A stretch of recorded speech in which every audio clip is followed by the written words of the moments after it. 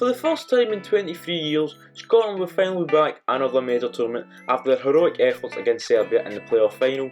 The Tartan Army were part of a group made of Croatia, the Czech Republic and their Auld Enemy England. Over the coming months, Scotland manager Steve Clarke will be having a good hard look into who makes his squad ahead of the upcoming championships. Although we were expecting the likes of captain Andy Robertson and midfield maestro John McGinn to be a part of this squad, there could be some room for fringe players to make an impact in this squad and try and impress on the international stage. I'm Gilmour, and this is 3 players Scotland should consider for the Euros. It's Tumble! It's brilliant! It's breathtaking! He is already fitting the Celtic jersey perfectly! Since breaking into the starting 11 in December, Tumble has been a revelation in a struggling Celtic team.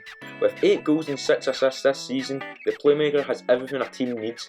Whether it's his movement with or without the ball, his accuracy from shots outside the box or his ability to find passes in tight areas, he really does bring a certain factor that this Celtic side has been missing this season. Not only has he shown this form this season, we are seeing these type of performances from his debut season with Motherwell, where he was top goal scorer for the Lanarkshire side. Although the current Scotland team is a very stable midfield three of Callum McGregor, Ryan Jack and John McGinn, the former Motherwell player would be a very good addition to the squad, as he'd be a great player to come off the bench and bring a bit of composure and energy into the game. He may not get much game time, but it should be said that Tumble is not a player that should be dwelled on, as evidence from this season shows that he's a player that's going to be huge in the future, whether it's at Celtic or potentially down south. That was just his general play, the way the game started. I thought he just was like a world-class player. That's what he looked like straight away, and I thought he was one of their experienced lads, and I just thought, listen. And then I just kept a close eye on him for the rest of the game, and everything he'd done throughout the game, it just had quality written all over it. And obviously it looks a small kid, but a big composure about him. Not many players can say that they have won the Man of the Match award on their Premier League, FA Cup and Champions League debut, but for Billy Gilmour, it looked like a stroll in the park for him. The young Scotsman was widely praised for his performances in these games and is becoming a fan favourite at Chelsea. However, despite this praise, Gilmour has only made 7 appearances all season for the London club without scoring or assisting. But when focusing on Gilmour in more detail, you need to focus more on performances than goal contributions. In his full Premier League debut against Everton, where Chelsea won 4-0, the presence of Gilmour was one of the key factors for Chelsea's win. He was very composed on the ball and was able to string long-range passes with no struggle, with 74 out of 80 passes being successful and around 92.5% passing accuracy. He also wasn't afraid to get stuck into tackles, as he showed his defensive ability against the Toffees. He also managed the most touches out of all his fellow teammates, with 91 touches off the ball. It may be too soon for the 19-year-old to start every game for Scotland, but he'd be a very good inclusion in Steve Clarke's squad.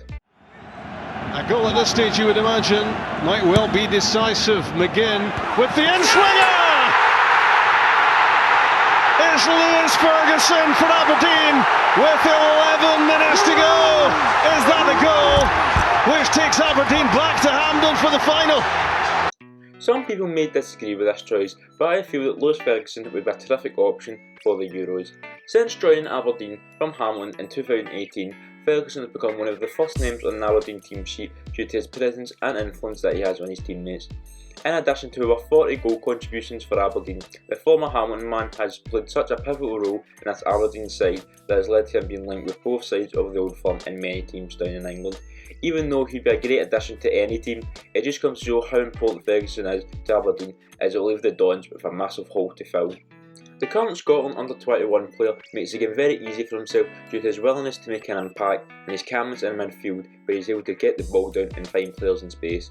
I believe that Ferguson will be a player who will end up playing in the Premier League one day and will adapt it very easily. I'm not saying that he should start every game for Scotland, but I feel that he should be included in the squad, and working with high quality players will bring the best out of him and could even lead to him getting a massive move to a new club. So that brings an end to my opinion on 3 players that Scotland should consider for the Euros. If you feel that I've forgotten any other players, leave a comment down below on who Scotland should consider. If you enjoyed this video, please like and subscribe for more content like this. You've been watching the Scottish Football Experience, and I'll catch you in the next video.